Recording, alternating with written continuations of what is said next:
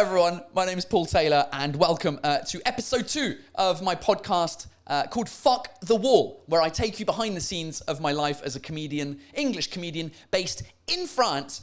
We also have some fun with languages most of the time. It's live every Monday at 9 p.m. Paris time on YouTube, but then you can listen to it back on any of the podcast apps if that's what you prefer to do, then watch it. By the way, a huge shout out to the 9,000 people that watched episode number 1 on YouTube and to the 252 of you who listened to the audio version only. Big shout out to the audio listeners. I fucking love you guys. Right, new goal for this episode. Let's get it to 10,000 views and 500 listens. Come on. So this is it's Fuck the Wall. If you're wondering why it's called Fuck the Wall, you need to go back to the first 10 minutes of episode 1 and you'll find out. Short story is, in my world, the term break a leg for going on stage has become fuck the wall because you'll have to listen to why. I'm not going to spoil it. I'm not going to explain it every time, people. First of all, sorry about episode 1. The sound was terrible. I forgot to switch this microphone on. I was using the microphone from my computer, so it wasn't working. Apologies. Apparently, I've been told by the lovely people that are live on YouTube right now, that the mic is working. Oh, it was annoying. Also, before we get the show started, if you want to come and see me live this week, I will be in Edinburgh tomorrow night doing the show, Bisous Bye. I will be in Glasgow on Wednesday, then I come home for a day, then I go to Cork in Ireland on Thursday. No, on Friday. Cork is Friday, and Dublin is Saturday. And then I'm back in Paris on Sunday, but the show is sold out on Sunday in Paris. And then the week after that, next week, is Amsterdam, Vienna, Budapest, and Berlin. By the way, no one is coming to the show in Berlin. Not in Berlin, sorry, in Vienna. No one's coming. So if you know French people in Vienna, or any of those places, because we still have tickets to sell for all of those shows, then let them know. I'm fucking coming. And all of the other tickets in Europe, in France as well, and Canada are happening soon in the next couple of months. Then just get on my website, paultaylorcomedy.com, which I'll put up on the screen. Why don't I just put it up on the screen? It's there, paultaylorcomedy.com. Comedy, with a Y, because I'm English. Do you know what I mean? All right, last week, I was in England for 5 shows. We did Manchester, fucking Liverpool, Brighton, Cambridge, and London. But before I go into my shows, and kind of talk you through and the behind the scenes of the shows in England, I need to talk to you about, I've got something to celebrate, people. I have something to celebrate. I have managed 1 year of being sober in France. Come on! So cheers to that with a 0% beer. Corona cero. Hombre, lo que pasa es que estamos aquí haciendo unas cervezas sin alcohol. So cheers, everyone. The fact that I managed a year sober in France is unbelievable. France is difficult. It's a difficult place to be sober. However, I did celebrate my 1 year of sobriety in the most French way possible. I had a glass of champagne. Right? That's what you do? Is that what you do? Is that what people do when they're giving up alcohol for a year? They celebrate it then with a glass of champagne à la française. Listen, I did a year. I managed to do a year sober. I stopped drinking on the 8th of September last year, the 8th/the 9th. The Queen died, I got drunk until 4 in the morning, and my last drink was about 3 in the morning on the 9th, technically. Where was I on the 9th of September? I was in London doing my show at the Shepherd's Bush Empire, a legendary venue, and my best mates were there, and they decided to buy a bottle of champagne. So I had a glass of champagne, just one glass, and honestly, it was disgusting. And a friend of mine said, it's just like when you quit smoking. You quit smoking, and then you have your first cigarette back, and it tastes like shit. And honestly, it was an expensive champagne, and it was disgusting. So I just went back to the non-alcoholic beers straight away.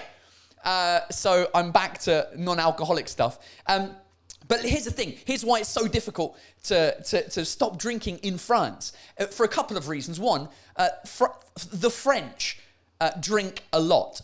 They don't make it seem like they drink a lot, but they do. They actually drink more than English people by alcoholic units. Where are you getting that information, Paul? Fucking Wikipedia, the source of all truth. It's true, apparently, French people drink more than English people. The problem is, they fucking hide it amazingly. Nobody talks about it. Because you're not allowed to talk about it in France. There's a whole law, loi et vin, which is hilarious because it's called la loi et vin. It's about alcohol. It's the fact that you're not allowed to advertise alcohol. Never in France will you see an advert on TV promoting alcohol or the radio. You're not allowed to do it. You're allowed to put like posters up in the street and in the metro, but those posters are not allowed to have humans looking happy drinking alcohol. Then why are you fucking drinking? You're not allowed to. Unless the people in the adverts are actually employees of an alcohol company, like a barman at this bar. They don't do it. It's this crazy law where you're not allowed to talk about drinking alcohol.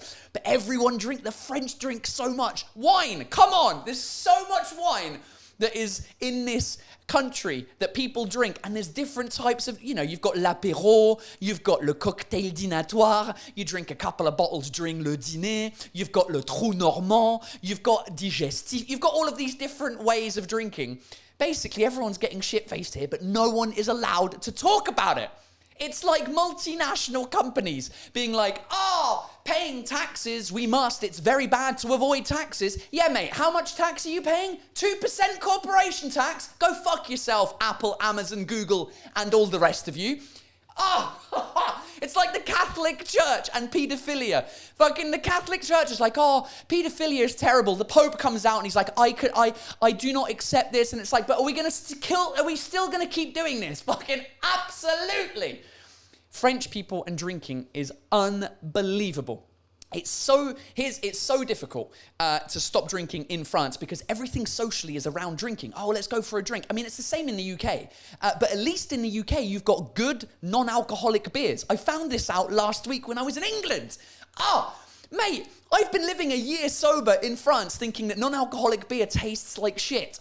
And most of them do, because you go to a normal bar here in France and you're like, excusez-moi, monsieur, est-ce que vous avez quelque chose sans alcool, 0%? And the guy's always just like, a Coca Zero? Un mojito sans alcool? You're like, mate, a mojito without alcohol? I wouldn't have a mojito with alcohol in your establishment. Why are you trying to sell me 15 euros of just fucking mint with lemonade? You rip-off merchants. So I discovered good non-alcoholic beer in England, in the pubs you go in, and not only do they have one non-alcoholic beer, which is, like in France, a lot of bars have like 0% Heineken, or 0% Carlsberg, or 0% 1664, or 0% normal beer. And the truth is, they all taste like shit. What you need is a 0.something% beer, because then there's a little bit of fucking taste in there. It gets you going. There's something with the taste.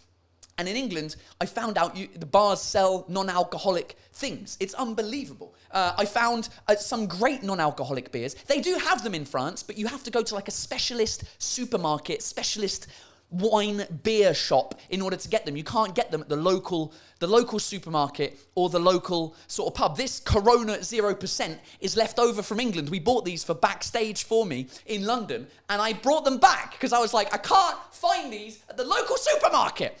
And they taste all right, actually, the non-alcoholic Coronas, as do the Guinnesses. The Guinness, how do you say Guinness plural? Guinness? They taste like the normal ones. So yeah, it's just been so difficult. Just everything in France is alcohol. L'apéro, on se prend un petit verre.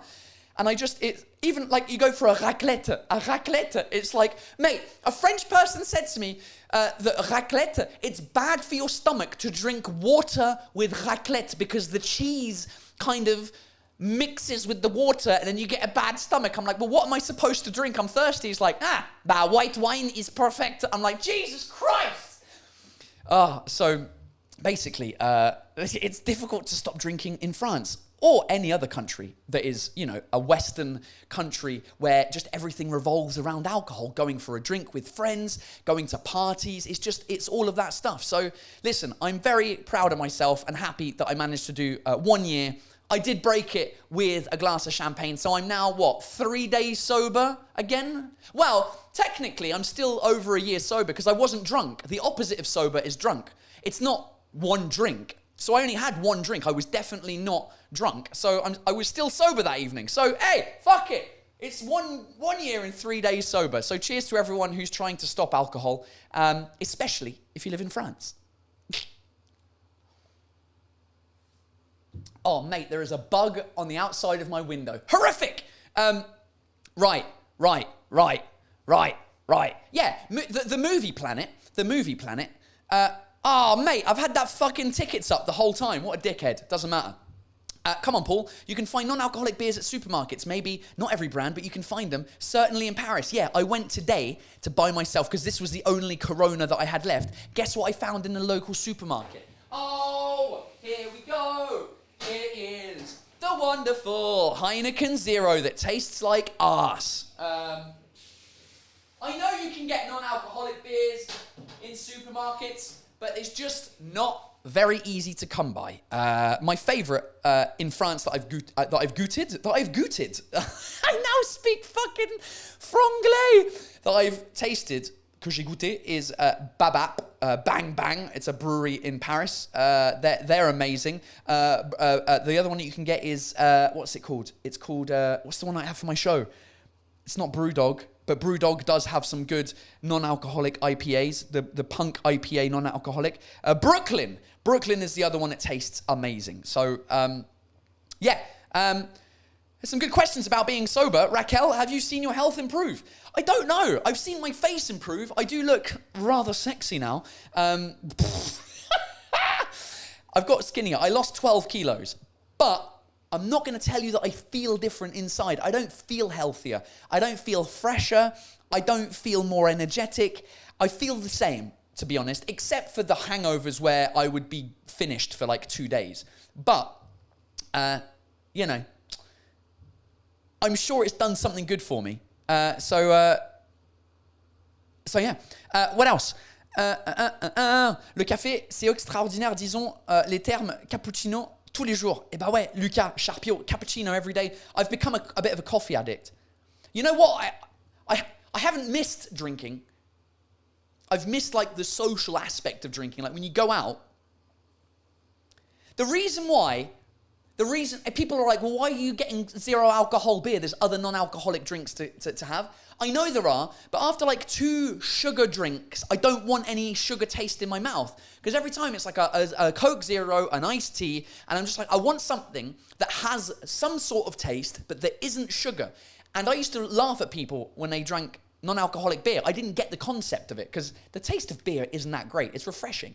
But I was like, I don't understand what's going on here. And then I realized it's the only drink that isn't alcoholic, that isn't sugary.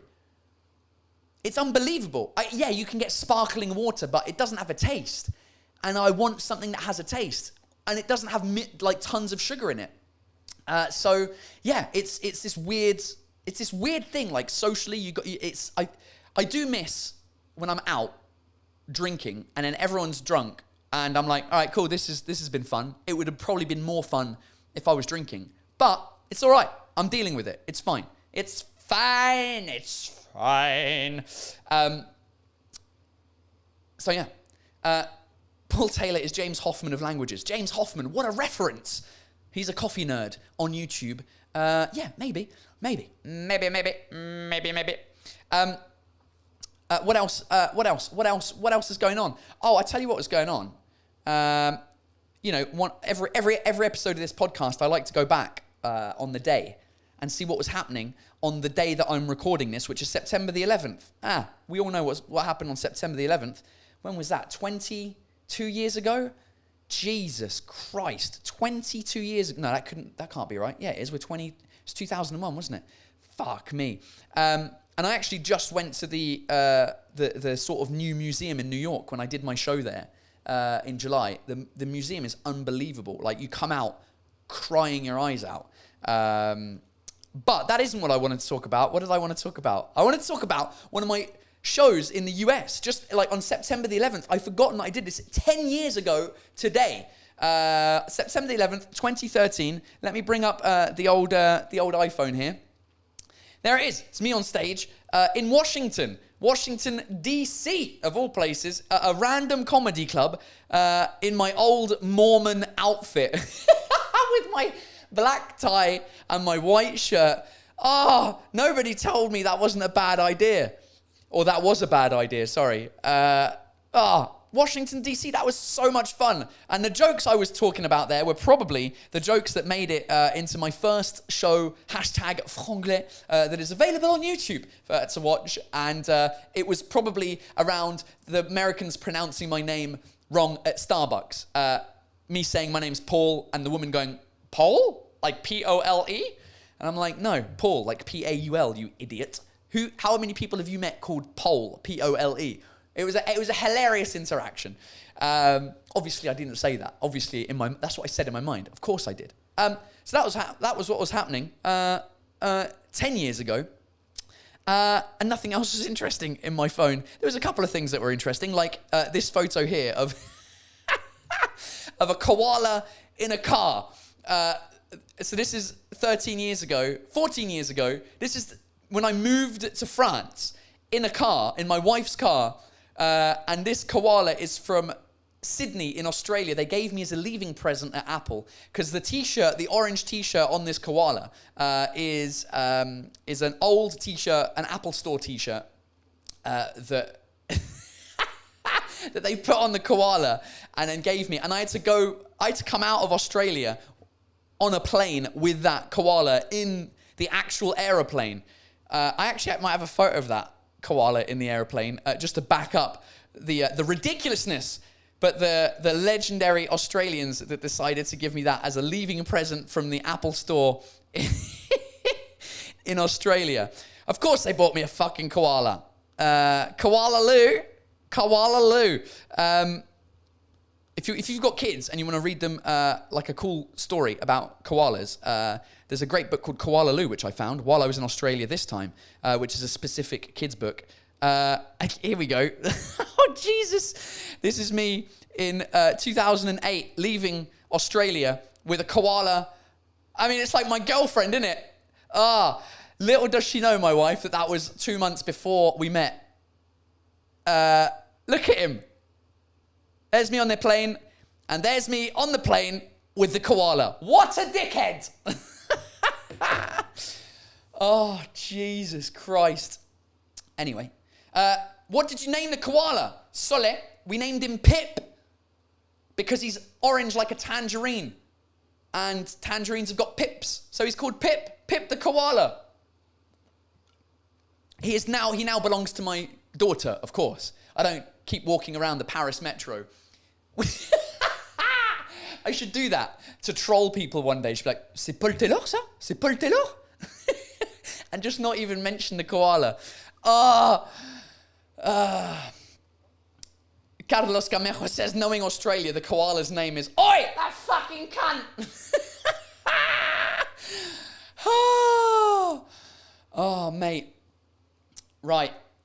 What else is going on, ladies and gentlemen? We didn't talk about the shows last week in England. Behind the scenes, ladies and gentlemen, of the tour in England. Let me go through some of the dates here. I've written some notes just because I wanted to make sure that you got all of the information. We started in Manchester. That was show number 1 on Tuesday. I finished live on Monday night, flew to Manchester the next day, and the show in Manchester, I haven't been that nervous for a show in a long time. 1, because it's in my home country. And 2, it's in like a legendary comedy club that's been around for over 2 decades. And I just wanted to make sure I wanted the show to go well, because next year, my plan is to go back to these comedy clubs and do English-only shows. But like comedy club style with a bunch of comedians. And the show was amazing. First of all, the city is amazing. I didn't know Manchester was that cool of a city. I've never been before, but I keep hearing just bad stuff about it. Mainly from my mum, who would always tell me that she hated the red brick buildings. I hate the red bricks. I can't stand red bricks. It's fucking disgusting. And I'm like, all right, so I always had a bad image of Manchester. It's amazing. I love the city. It is so, I don't know, it just felt like a popping city. It felt like a really cool place to be. Much more than Liverpool, I have to say. The sun was shining. I got burnt a little bit on one side. I know, I got back from Mauritius whiter than I left Mauritius for my show. And I got to Manchester within 2 hours, sunburnt. Pow! The show went amazing. It was one of the best shows that I've had all year because I was so relaxed on stage. There's something happens sometimes on stage. I'd say it's like 1 out of 10 shows where I just get up and me and the audience are in like symbiosis. I don't know if that's the right term, but it could be. And it was like we were one. I added some new stuff into the show because I was so relaxed on stage. It went really well. It was amazing. It was super fun. Then we went to fucking Liverpool. Wait, before we go to Liverpool, something I wrote down. Mate, when I got off stage, the reason the show is called Fuck the Wall, those of you who've seen episode 1, is because my manager, one day, instead of saying break a leg, no, it wasn't even that. I got off stage after my show that went really well, and he said to me, that was so good, I could fuck the wall. And he was fucking the wall, like just going like this against the wall. I'm like... And obviously, it stuck. Instead of break a leg now, it's fuck the wall. And every show, I come off and he's air fucking something. And this time, not only was he fucking the wall, but he managed to convince 2 of the club's employees backstage to also be fucking the doorways. It was unbelievable. These like really awkward, skinny 18-year-olds. I felt so bad for them. They're just like, just no expression, just... thinking, what are we doing? It was amazing. Luckily, I laughed when I got off stage, and they all laughed. It was great. Manchester, top 3 of England. Listen, the England shows, let me go through them. Fucking Liverpool! Liverpool, listen, Liverpool is an interesting city. It felt a lot more run down than Manchester. There seemed to be a lot more poverty and a lot more, like buildings that were a bit in a mess, like that weren't upkept. And man, do they milk you for the Beatles. I know the Beatles were amazing, but fuck me, it was 60 years ago. Everything is Beatles. Beatles everything. It's just everything's called something. Eleanor Rigby, there's a thing over there, there's a street name. It's just like Beatles everywhere. And it's a little bit like, all right, cool. It's cool. It's probably cool to visit the original place where they begun. But even there was a queue to get in. You have to pay to get in. It's like Disneyland. I don't know. It was just, I didn't enjoy the Beatle, the Beatle, even the hotel rooms. Hey, this is my hotel. We stayed in like an Ibis, a basic hotel, right? It's not even a fancy hotel. And this was where's I've got the photo of the room. This is me in front of the room, just looking not very happy. Our floor was called Lucy in the Sky. I mean, and I didn't even take a picture of the toilets, but it had diamonds all over it was just tacky. It's just like, come on, Liverpool, you're better than that. You're better than the Beatles, come on. But the show went well. But I have to say, out of the 5 shows in England, it was the one that went the least well. Just mainly because it was only half full. The capacity was about 200. We only had about 100 people in there. But because the venue was small, the roof is low, and it's a comedy club, the show went well. People enjoyed it. I had fun. But it was the least amount of fun that I had on all of the shows. Unfortunately for Liverpool, it's no one's fault. It's just the circumstances. If the house was full, I think it would have been one of the best shows. But it was great. Fucking Liverpool. The funniest thing that happened in Liverpool was afterwards, we tried to find somewhere to eat. We found, what do you call it? A Turkish restaurant at like 11 p.m. to eat. So we had the food. It was disgusting amount of food. It was too big. Portions in England are out of control. I thought they were bad in America. Wow. And for a dessert, we weren't allowed to eat in the restaurant. We had to leave with baklava. Baklava, you know, like the little Turkish sort of oriental pastries that are like just honey, basically. So we walk out with them on like a paper plate that they gave us. And as we walk out of the restaurant, 3 proper Liverpudlian slags walk past with like a belt covering their boobs, mini skirt, because it was like 27 degrees there. And they're walking, they're completely drunk, and they look at the plate and they look at the baklava and they go, "Hey, you eating chicken? You eating chicken?" Well, like, it's not chicken, love. It's fucking baklava. It's a dessert. Fucking the Liverpudlian accent took a toll on my sound and light guy, Manu, who's very French, and his English isn't great. He's getting better, but when he's in Liverpool and the sound technician was like, "You're right, the fucking sound here is fucking sound, innit? Fucking sound." Sound means good in Liverpool, but my light and sound guy was thinking sound. He couldn't understand why people were saying sound. It's like, it's fucking sound, innit? Fucking chicken. Anyway, that was Liverpool. Brighton was the next show. Oh, did we have a shit time in Brighton or what? That was the worst place that we went to. The show was great, but the place, and it wasn't to do with Brighton, it was just our experience. We showed up, the Airbnb didn't work, it looked like a prison. There were stains all over the walls, stains on the windows. It took us an hour to get into the place. It stank. The fire alarm was going off every 3 seconds because the batteries were dead. So I was like, fuck this. We're getting a hotel. So I booked us into a hotel. That took like an hour and a half to check into. And by that stage, it's like, right, I need to be on stage because we'd taken the train from Liverpool right down to Brighton, which is like 4 hours through London. And we were running late for the show, and I was stressed out, and we had to check in. And then we get to the show. Turns out the show was 2 hours later, but the information that we had was the wrong information. It was just a stressful day, and then the show was great. The show was almost sold out. I think there was like 230 people. I can't remember exactly.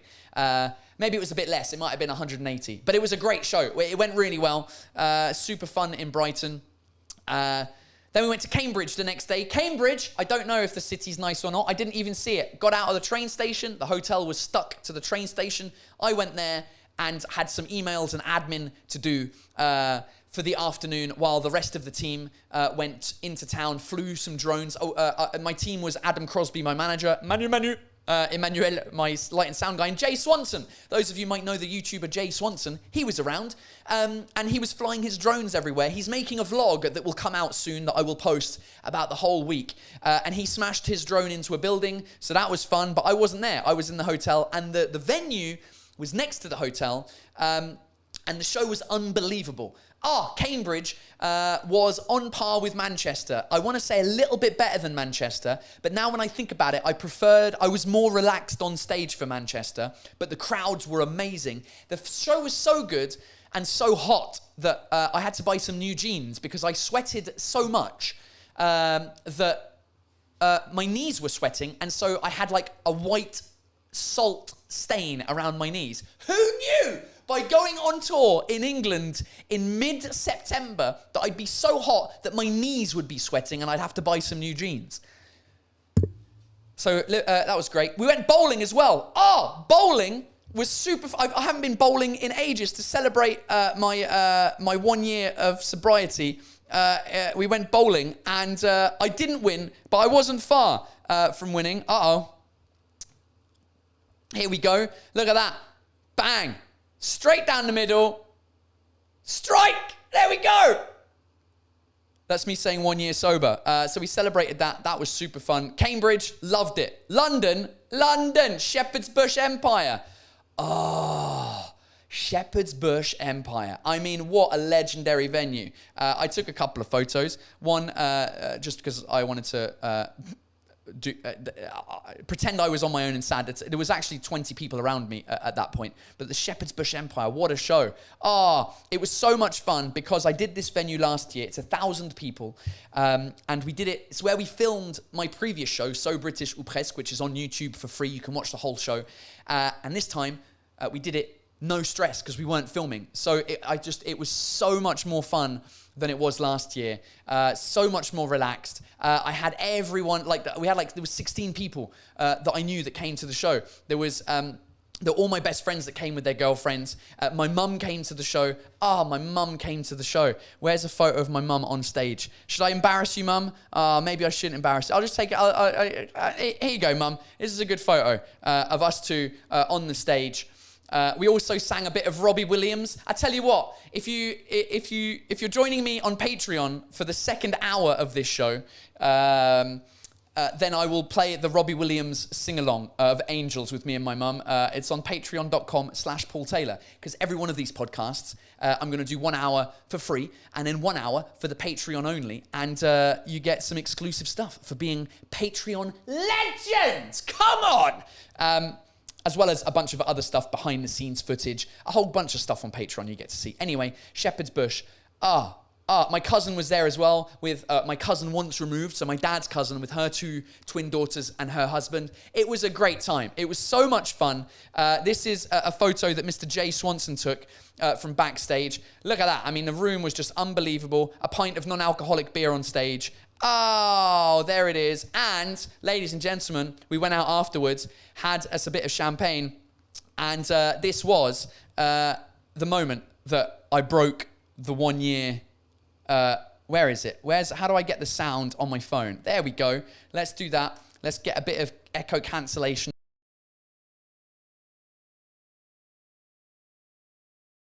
Uh-oh. Am I back? Yeah, I'm back. Doesn't matter. I'm not going to play the sound because otherwise it's going to ruin the speakers. But here we go, ladies and gentlemen. The moment that I became not sober. With all my mates, my mum, my producer, my sound and light guy, my manager. It was just good times. There we go. Sip of champagne. And it tasted disgusting. There's Mr. Jay Swanson. Thanks, Jay, for the video. I will show you his vlog whenever it's out. London. It was amazing. It was crazy. What else? That was it for London, basically. It was a good tour. England, 5 shows, 5 days. I'm back. I got back yesterday from London, and I'm going to Edinburgh tomorrow. So it's a quick trip back home to see the wife and the child, and also to deal with some of the house things that we've got to deal with. So yeah, it was amazing.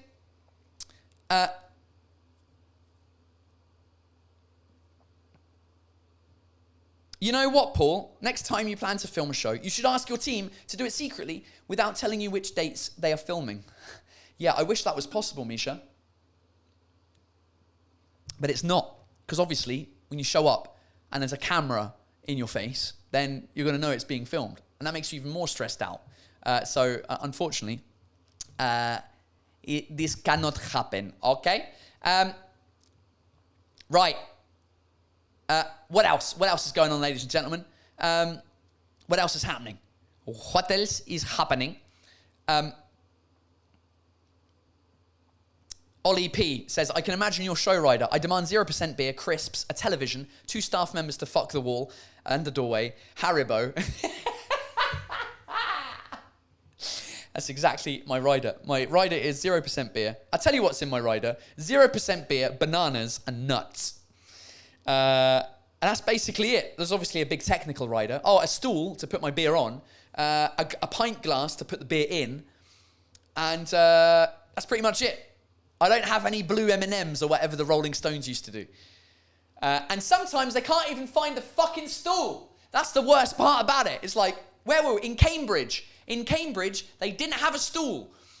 Like, I need a stool that's flat where I can put my beer on top of the fucking stool. In Cambridge, they're like, we've got a stool, but it's got like a cushion on the top. I'm like, well, I can't put a beer on that.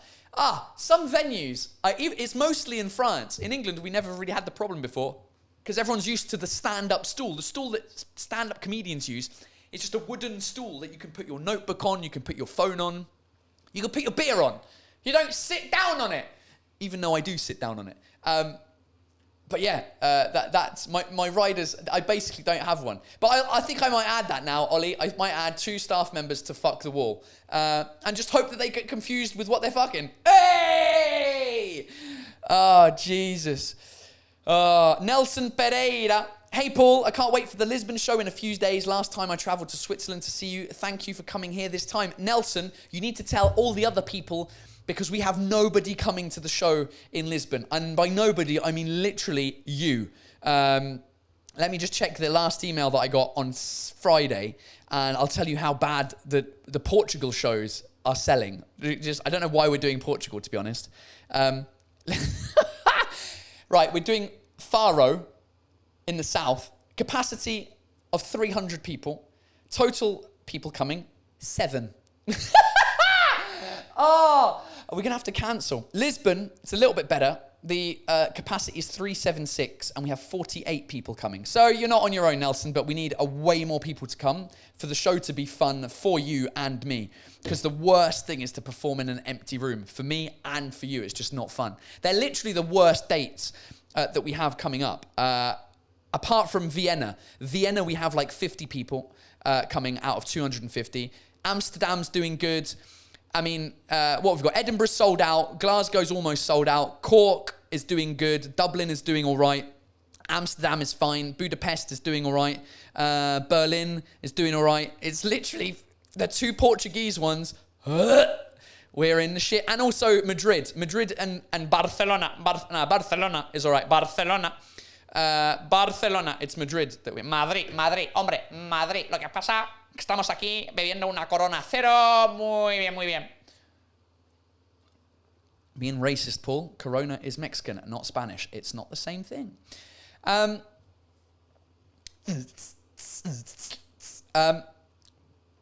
Linda Wonder Woman, a drink with the dickheads in Dublin. Linda, potentially. Linda is one of the legends who follows me on Patreon and everywhere. She's a legend. Half of the stuff back here is gifts from Linda. Linda, my flight out of Dublin on Sunday to be back for my show in Paris on Sunday is at 8:15 a.m., which means we need to be at the airport at 7:15, which means we probably need to leave, I don't know, at 6:30. I don't know where the airport is compared to the city centre, which means I need to get up at 6, Linda. What time's the show? The show's at 8, which means it'll be done at 9:30. Listen, it'll be a quick drink, Linda. Fuck me. Oh, there's another person going to Lisbon. There you go. The legends of Lisbon are in the house. Yeah. Oh, Jesus. People don't realise Spain is your dominion with your accent. Listen to me, man. My Spanish jokes are going to work well in Barcelona y Madrid, hombre. I've got a couple of Spanish phrases within my show. You know. Alberto de Oliveira Andrade. Bad scheduling for Portugal. You should have planned it in April. Why is April the month to be in Portugal? Alberto. I don't know. I'm saying your name in a Portuguese Brazilian accent. De Oliveira Andrade. Whatever. Shut up, Paul. No one gives a fuck. Shut up with your accents. Fuck off.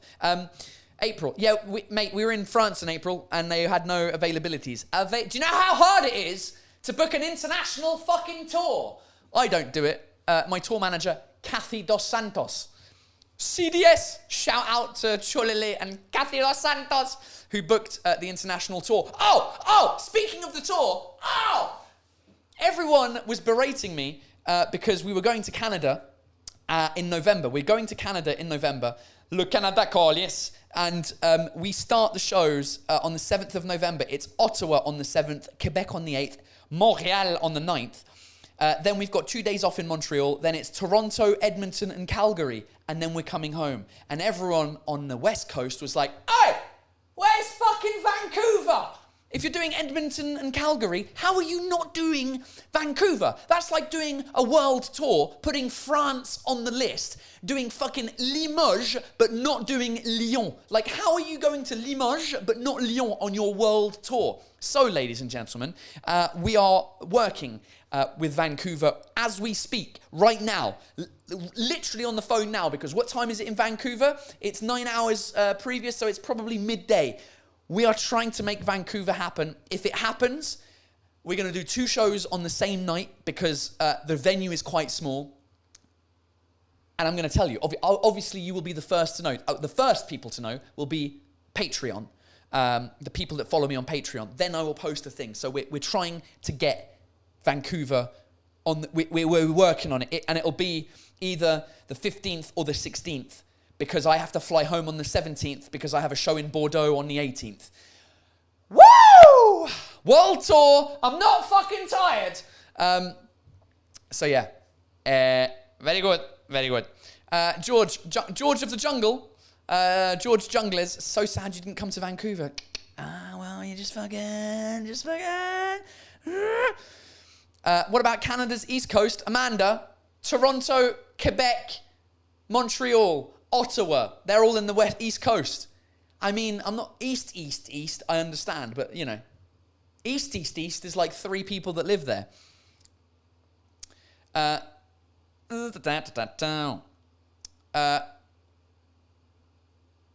Tu as un vrai souci avec Limoges. I've never been to Limoges, but it just seems to be a place that French people enjoy making fun of, and I don't know why. It's like Scunthorpe in England. I've never been, but everyone takes the piss out of Scunthorpe. What would be an American equivalent of Scunthorpe and Limoges? Would it be Alabama? It's probably Alabama or something like that, right? What would it be in Canada? Saskatchewan? What would it be in Spain? Just go through all the shit cities in every country. I don't even know. I've never been to Limoges. I've got a friend from Limoges, but it's funny now. It's like a running joke.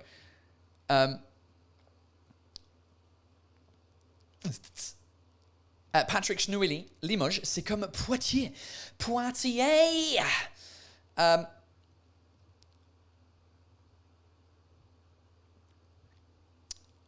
Oh, you know what we didn't do yet on the podcast, which I want to do every show. We're going to do a little bit of terrible translations, which is basically things that are badly translated, okay?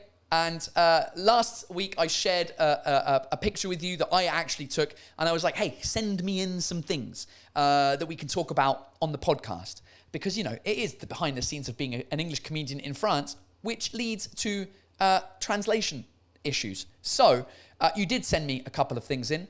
Where you can send them in for this episode is either in the comments in YouTube, or you can send me some stuff on Instagram and I'll screenshot it and put it up, right? So number one, which is one that I got via Instagram, ladies and gentlemen, was, I've got to go back and find it now, was somebody who sent me in a photo through Instagram. Did I just say that? Did I just repeat myself while trying to look for the thing? This is classic wrong French to English translations, right? It is from, what's her name? Marine. Marine, I'm going to cut out her username so you don't troll her. Marine, thank you so much for the contribution here. She goes, hi there. I just want to say I'm really enjoying the new podcast. Well, thanks, Marine. Also, here's a little something for you, something a friend sent me the other day. Classic. It's, for those of you just listening to the podcast, there's an arrow that looks like it's in a museum saying Sens de la visite. And the translation in English is sense of visit. Oh, classic bollocks translation. I don't even think if you put that into Google Translate, it would be that bad. Sense of visit. What they meant to say was, I can't even translate it properly myself. I mean, there would probably be an arrow in English just saying this way.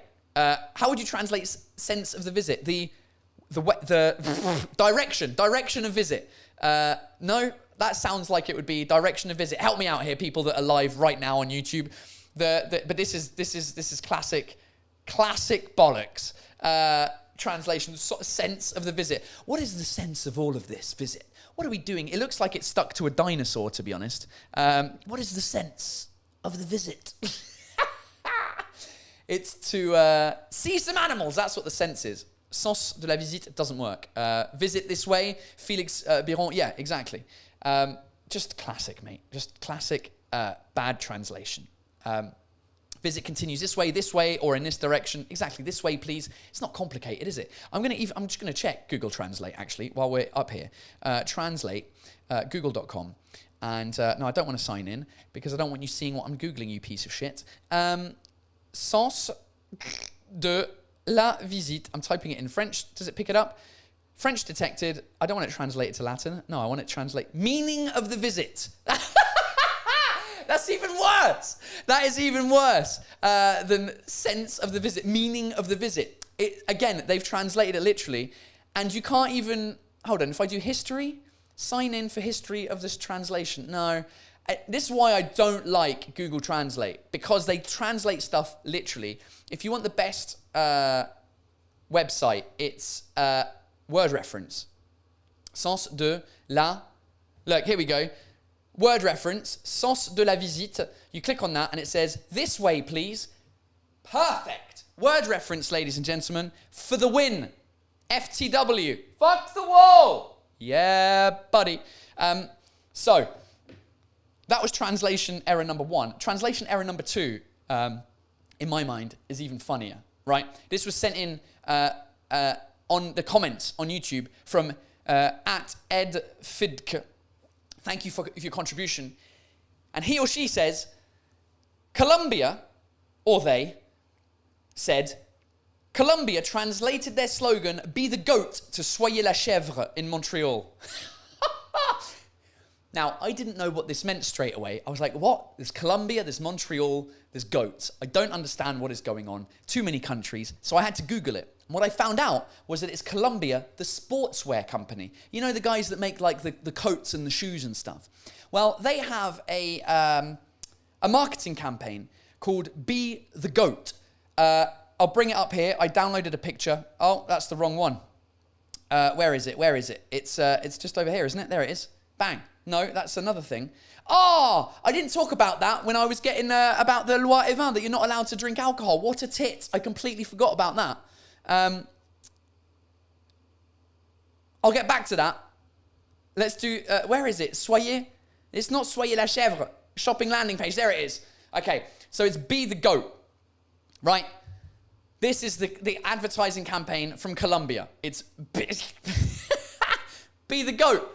And what they mean by that is the greatest of all time. G-O-A-T, greatest of all time. I already don't like that phrase, the GOAT, greatest of all time, because there can only be one, because it's the greatest. And that is how superlatives work.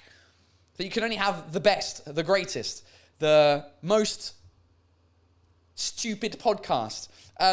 There's only one. So the greatest, I already don't like the phrase. Anyway, in English, we've said the greatest of all time. We've shortened it down to GOAT. And so the fucking Québécois decided to put on Soyez la chèvre on in the street in Montreal, on the outside of the Hudson Bay, which is a big shopping center, which is the equivalent of like Galerie Lafayette, Selfridges, on the street. Literally, be the goat. Be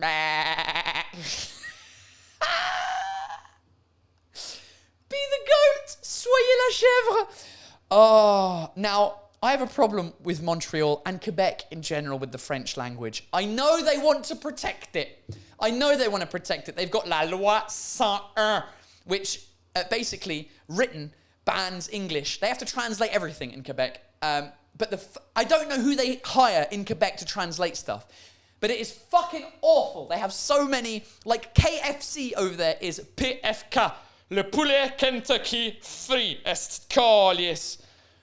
No, le poulet frit de Kentucky. Get it right, Paul. Jesus Christ, you're insulting people. At least you can be factually correct. So PFK. Oh, and I get it. I know that they want to protect the language. It doesn't. No. Or when I used to work at Apple. Oh, I worked at Apple and in Quebec, and we used to have words on our t-shirts in the store, and I used to be a customer service job. It used to be called concierge, right? And on the t-shirts in English, it said, I'm here to help. Je suis là pour vous aider. But no, that wasn't the French translation, was it? The French translation in Quebec was, Je peux vous aider avec. I can help you with. I've got a photo. I took the photo because I knew no one was going to believe me. Here's a photo of me in Quebec with a stupid hat on my head because it was Christmas and we were playing around in the store with the Christmas displays. But check out the text. There it is. Je peux vous aider avec colis. Je peux vous aider avec. I can help you with. It doesn't make sense. Get better translators. I don't understand because for such a bilingual place, you know, soyez la chèvre.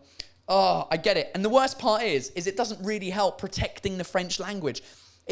Why are we protecting language? That's the best part about languages. They get influenced from other languages, and then your language becomes richer because you invent things, you take things from another language that make your language better. That's how language works. The English language, most of it is from French originally, and we took that shit and we made it better to make the English language better, right?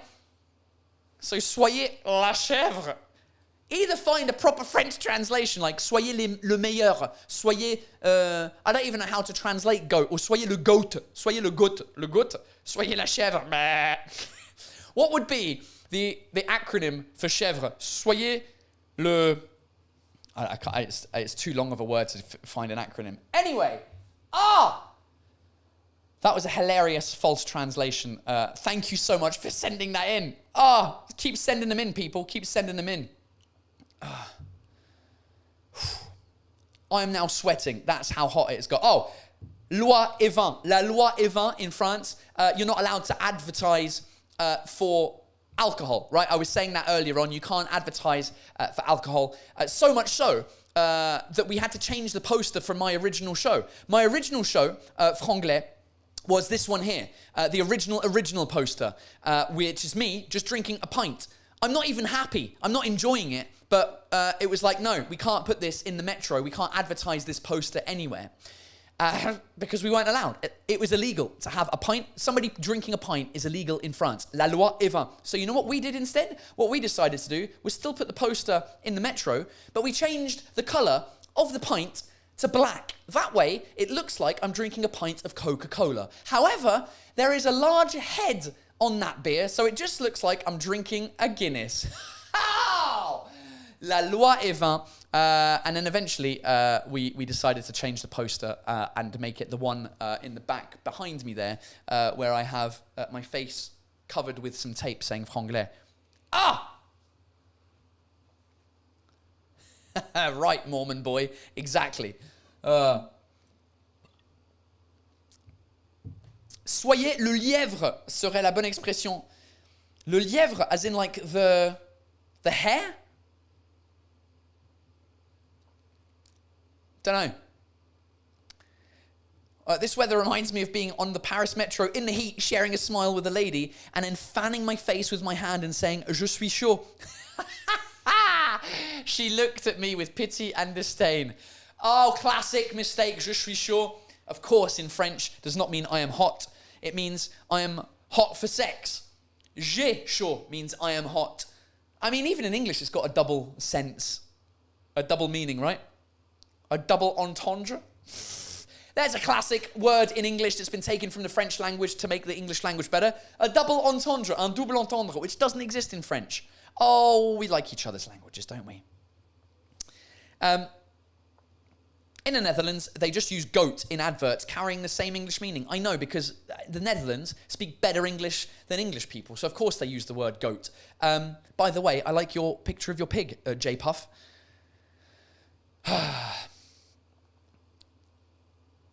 Do I have some of the old posters somewhere? I do have some of the old posters. You mean like actually? I do have some of the old posters lying around in the studio, actually.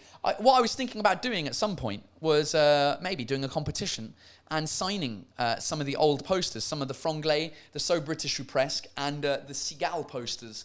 Not the Seagal ones, the Bisou Bye posters. So maybe we'll do that. Do you know what I mean? Do you know what I mean? What else is going on, ladies and gentlemen? What else are we talking about? I've talked about everything I wanted to talk about, so let's go. Let's have some questions. I mean, you've had questions all along, and I've been answering them all along. Nicolas Pétiot, Rapides et dangereux. Gros film d'action avec Vin Diesel. Fast and Furious.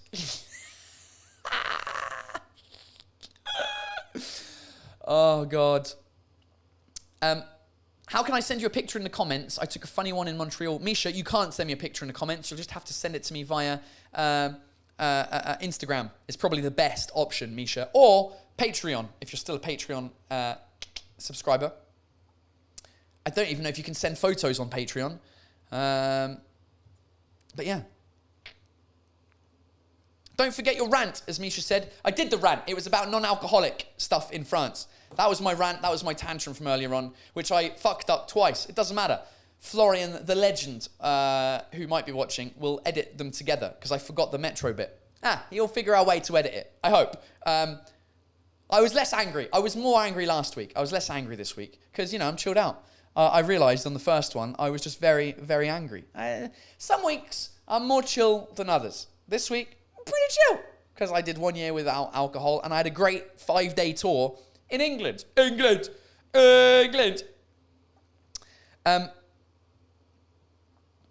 Vancouver for 2024. Vancouver for 2023. Hopefully.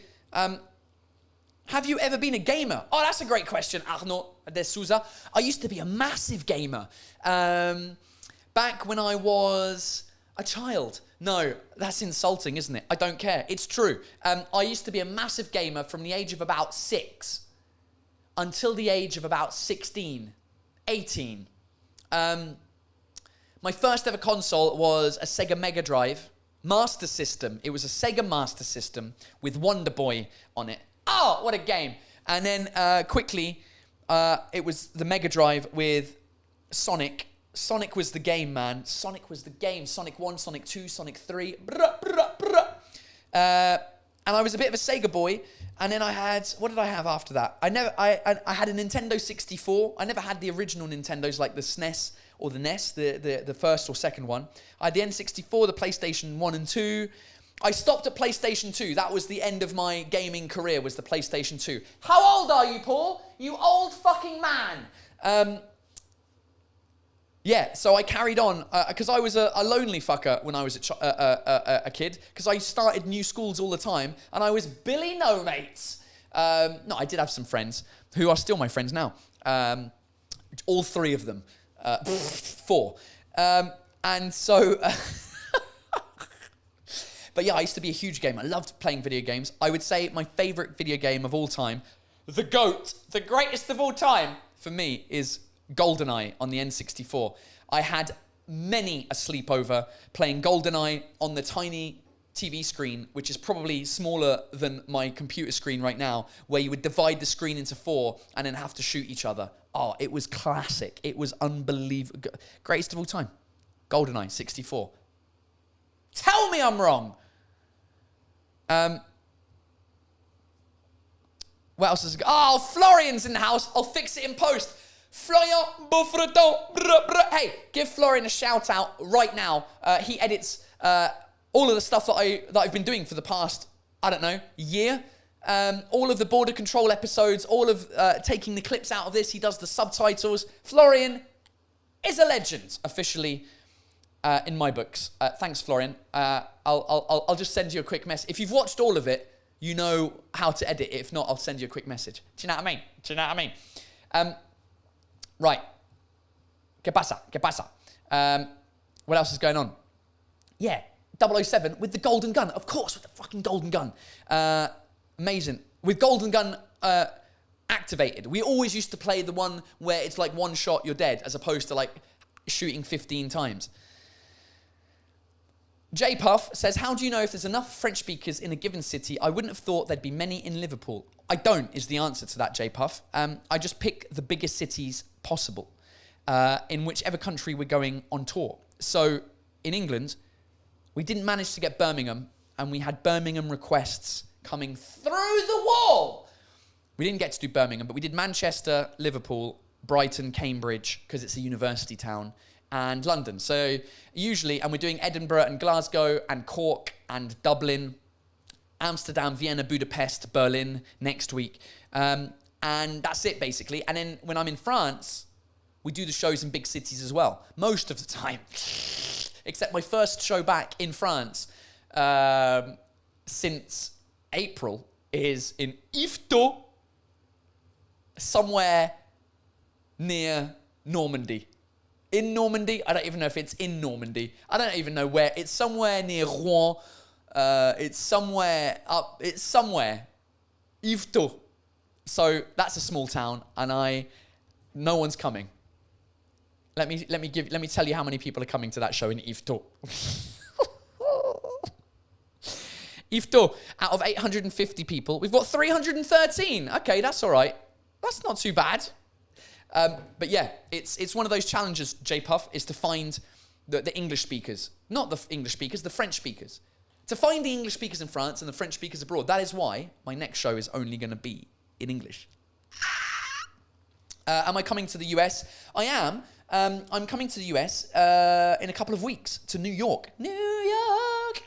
For a showcase with a bunch of friends. It's hosted by Sebastian Marks. And it's happening at the Sony Theatre, Sony Hall. I just posted about it on Instagram and Facebook today. So come and see me. The rest of the US, no, because we couldn't find dates. No one was willing to work with us in the US. I don't know why. They don't like English people, and they don't like French people. So English and French people... Oh my God, you have a bilingual show? That is too much information for my brain to take. So, no, we can't host your show in our comedy club, okay? I don't know how the conversations went, but I imagine that was it. Oh yes, Charlie, what do you think is the best place for expats to live in France? Depends how old you are, and it depends what you're doing. If you're young and you want to do a bit of work and stuff, Paris, obviously, it's where it's at. Paris is an amazing city for young people. It's crazy, so much going on, super fun. Any big city is good for young people. Lyon, Bordeaux, it's great. If you're a little bit older, you've got a family, don't come to Paris. It's a shithole for families, as I'm beginning to find out. Don't come here if you've got family. It's very expensive, and there's too much going on. It's mental. It's crazy. It's just not, it's shit. Go to a smaller place. And depends what language you're speaking. If you want to learn French, probably don't come to Paris. Go to in the middle of nowhere, but not down the south where all the other English expats are. Fucking Dordogne. In the Dordogne, mate. Yeah, place in the sun. There you go. All right, let me do one more question. And then we'll peace out for this portion of the show before we move on to the Patreon only section where we fuck the wall harder, which is what the Patreon people have decided to call part 2 of the show. Where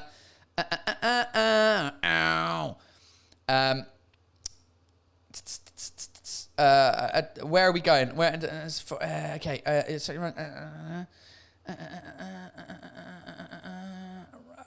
All right, Robin, since we're doing the behind the scenes of the show, how many ticket sales percentage for cancel a show?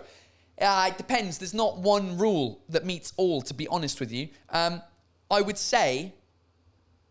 it depends. It depends on the size of the room. If the room is like 300 and we're doing 100 people, we're doing the show. If it's 50, maybe not. But if the room is like 2,000 and we're doing 100 people, we're not doing... I don't know what percentage. Probably 20% is 1/5. Yeah, maybe like 20%. There's stuff moving outside and I don't like it. I need to put my shutters down because I'm scared. I'm in the back of my garden, in my shed, with these blaring lights, but then everyone can see inside, but I can't see outside, and it is fucking scary. It's like the Blair Witch Project. Oh, a reference from 20 years ago. It depends, Robbins. We've never really cancelled the show because of ticket sales, luckily. We cancelled one, and it was in Pornic, in Bretagne, just because the venue was like 900 seats and it was too close to another date that we were doing in Nantes around the corner. It's like a 50-minute drive, and Nantes is 2,000 seats. So there was no way we were going to do like a 2,000 seat and then a 900 seat 1 month separated. So I don't even know why they booked that show for me, but we cancelled it. Apart from that, we haven't cancelled any shows. So you should be all right, Robbins. But I'd say in general, 20%. Hope that answers your question. Ladies and gentlemen, hey, this was episode 2 of my podcast, Fuck the Wall. I hope you enjoyed it. I will be carrying on for another hour with the legends that follow me on patreon.com/Paul Taylor. The link is in the description. And basically Patreon, if you don't know, is basically a platform where you get to support your favorite artists and you get exclusive content for that. That's what I bring. I bring you an extra hour of Fuck the Wall. So we fuck the wall harder for an extra hour. But not only do you get that, you get a bunch of other stuff like free, because no, it's not free because you're paying for it. You get a behind the scenes of the filming of my show. We did So British ou Presque. I did a whole after party for that. The people who follow me on Patreon who are in the chat now, tell people what is cool and what isn't cool, like what you love about Patreon and what you just like, what's going on. There's probably about 100 hours of extra content that is on Patreon for you to discover. And basically, the way it works, if you want to support me, it's like you basically buy me beers. They can be non-alcoholic or alcoholic. Where's my little visual? Why has it not come up? I used to have a little visual that was like, oh, here we go. Here's Patreon. Basically, you buy me beers, and you can buy me half a pint, 1 pint, 3 pints, or 10 pints of beer, and be really generous if you want to. And in exchange for that, we hang out for another hour every week, and you get access to a whole bunch of other exclusive stuff. So Patreon is where it's at for the next hour. If you're not joining me for the next hour, don't forget, if you want to come and see me, all the tickets are available on my website to my show, paultaylorcomedy.com/tickets. Edinburgh, I'll see you tomorrow. Glasgow on Wednesday. Cork on Friday. Dublin on Saturday. And Paris, I will be back on Sunday with my show, Paul Taylor and Friends, where there's a bunch of us performing. But it's already sold out. So if you haven't got tickets, tough shit. Ladies and gentlemen, thanks for being here. This has been super fun, and I'll see you next Monday for another Fuck the Wall. I almost said Happy Hour Live because that was my old podcast, and this is the new one. So, ladies and gentlemen, I hope whatever you do for this next week, whether it's work, pleasure, fun, holidays, whatever, I hope you fuck the wall and break down all of the barriers in your life that are making things hard for you. Oh, he finishes on a sentimental note, does he? All right, I'm out of here. Patreon, see you in 5 minutes. Bisous, bye.